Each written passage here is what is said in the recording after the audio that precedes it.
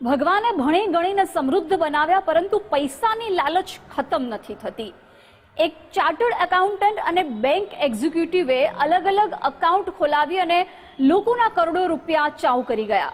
પોતાની કમાણી માટે થઈને કેવી રીતે લોકોને ધર્મના ધક્કા પોલીસ સ્ટેશનના ખાતા કરી મૂક્યા, જુઓ આ ક્રાઇમ રિપોર્ટમાં.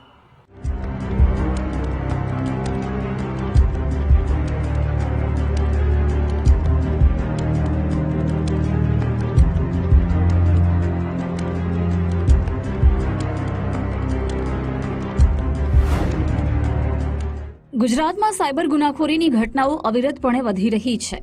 ગરીબ લોકોને નજીવા કમિશનની લાલચ આપીને સાયબર ગઠિયાઓ કરોડો રૂપિયાની હેરાફેરી કરે છે અને બેંક એકાઉન્ટ ખોલવા દસ્તાવેજ આપનારા લોકો તો કાયદાના ગાળીઓ કસાય ત્યારે રડતા રડતા પોલીસ સમક્ષ કગરી પડી છે. પોલીસ તમામ બાબતો જાણતી હોવા છતાં કાયદાની રૂએ તો નજીવા રૂપિયાની લાલચે ગુનાખોરી આચરવાના કેસમાં બેંક એકાઉન્ટ ભાડે આપનારાની જ સીધી સંડોવણી સાબિત થાય છે. કેટલાક કેસોમાં તો હવાલા અને દેશ વિરોધી પ્રવૃત્તિઓમાં પણ આવી રકમની હેરાફેરી થતી હોવાના ખુલાસા થાય છે. અમદાવાદ ક્રાઇમ બ્રાન્ચની ગિરફ્તમાં રહેલા આકાશ સોની વ્યવસાય ચાર્ટર્ડ એકાઉન્ટન્ટ છે, જ્યારે બીજો આરોપી મનોજ રામાવતને વિવિધ બેંકોમાં કામ કરવાનો લાંબો અનુભવ છે. એટલે જ બંને ફિલ્ડના માસ્ટરોએ ભેગા થઈને મોટી ગુનાખોરી આચરી.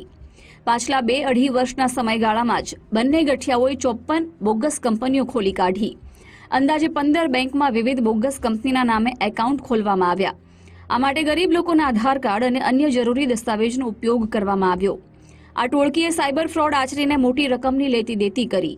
નિશ્ચિત રકમની હેરાફેરી પેટે ગઠિયાઓ 50 પૈસા જેટલું કમિશન મેળવતા અને સાવ નજીવો હિસ્સો મહિનાના તમામ વ્યવહારો પેટે બેંક એકાઉન્ટ ધારકોને ચૂકવવામાં આવતો હતો.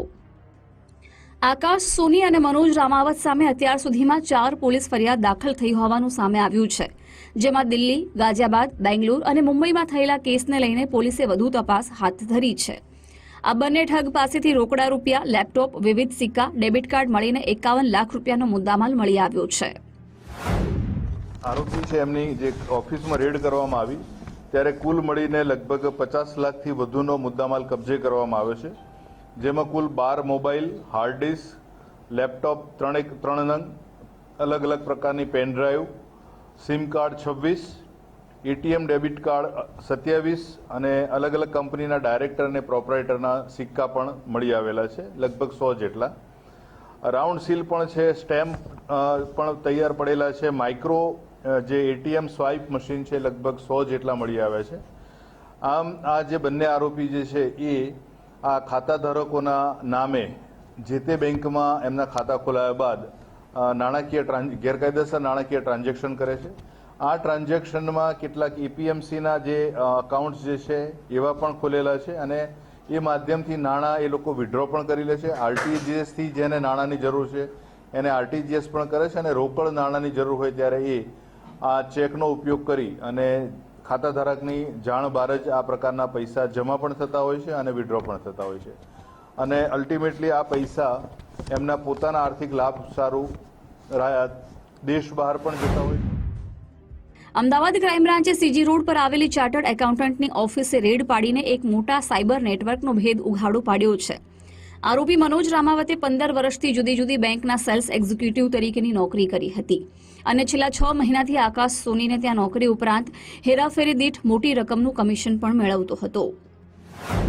હાલ જે બેંક પાસેથી જે માહિતી મળી છે અને જે પ્રકારના એટીએમ ડેબિટ કાર્ડ એક્ટિવ જે મળ્યા છે એ પ્રકારે 27 એકાઉન્ટ તો છે હાલ, અને બીજી જે માહિતી બેંકના અલગ અલગ બેંકોમાં જે ખાતા ખોલાયેલા છે એ સિવાય પણ અમે લગભગ મોટાભાગની બેંકોને પણ પત્ર વ્યવહાર તાત્કાલિક જ કરેલો છે અને એ આજે માહિતી આવતા એ તમામ પ્રકારની માહિતી આપણને ઉપલબ્ધ કરાવશે.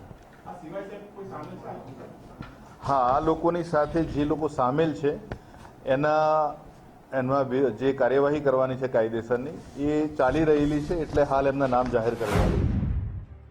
મૂળ સુરેન્દ્રનગરના અને લાંબા સમયથી અમદાવાદમાં ચાર્ટર્ડ એકાઉન્ટન્ટનો વ્યવસાય ધરાવતા આકાશ સોની પાસે અનેક કંપનીઓનું કામકાજ પણ હતું. આરોપીઓ વધારે એકાઉન્ટ ખોલ્યા બાદ બોગસ કંપનીઓ પણ અન્ય ઠગબાજોને પધરાવી દેતા હોવાનું સામે આવ્યું છે. આ શાતિર ગુનેગારોની દેશ બહારની આર્થિક ગુનાની પ્રવૃત્તિમાં પણ સંડોવણીની આશંકા સાથે અમદાવાદ ક્રાઇમ બ્રાન્ચની સાયબર સેલ શાખાએ વિસ્તૃત તપાસ હાથ ધરી છે. રાહુલ ત્રિવેદી, ગુજરાત ફર્સ્ટ, અમદાવાદ.